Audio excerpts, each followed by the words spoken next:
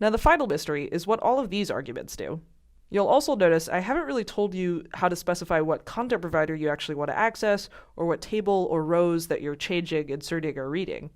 To specify what data you're actually interested in reading or manipulating, you need to learn about an additional object called a URI. URI stands for Uniform Resource Identifier. URLs are a subset of URIs that are specifically meant to identify network locations, such as websites and files on the web. A URI is used to specifically identify or give the location of some data, in this case, on your phone. Let's see how the URI encodes the location of an exact piece of data on your phone. This object here in the code is a URI, and I'm getting it from the contract. I'm going to then use a log statement to see what this URI actually looks like. Let's go ahead and run that. So here the app is loaded up, and if I look in here, I can see what the value of the URI was. This location is how you know exactly what type of data you're querying for. The first part, content:// is the standard way to start URIs in an Android app. This is similar to how HTTP:/ or HTTPS:/ is a prefix for a web URL. The com.example.udacity.droidtermsexample is a critically important part of the URI, which specifies which content provider to actually use. It's called the content authority of the URI. And this is how the content resolver knows which one of the many content providers to actually communicate with.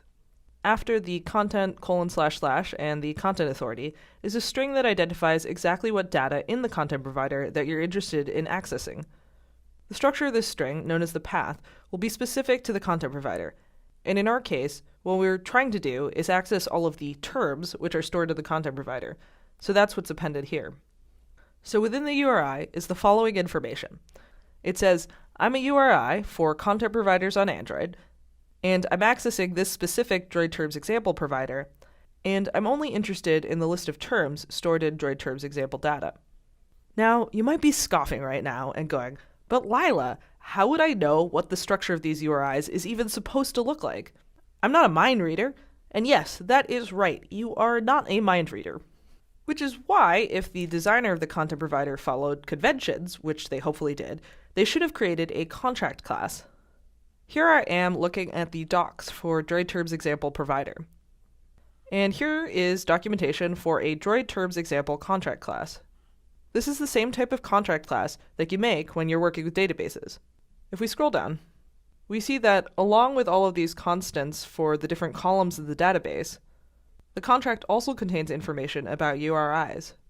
If we scroll down a little bit more, we see this content URI right here, which is a pre-made URI that is usually included in contract classes. Here's the contract for the calendar content provider. And we can see that it also has a content URI. I've linked this contract in the notes and also the DroidTermsExample contract. Okay, so let's review what all of this code does. The first line gets the content resolver for the query. The second line calls the query method on that resolver. And using the query method is specifying that we're performing a read operation. To that query method, you pass a URI. The URI defines the exact data you're trying to read or manipulate. The rest of the query method, for now, will take a bunch of null parameters. We'll talk about these shortly. In the meantime, though, Cezanne is going to give you a few more quizzes for a review.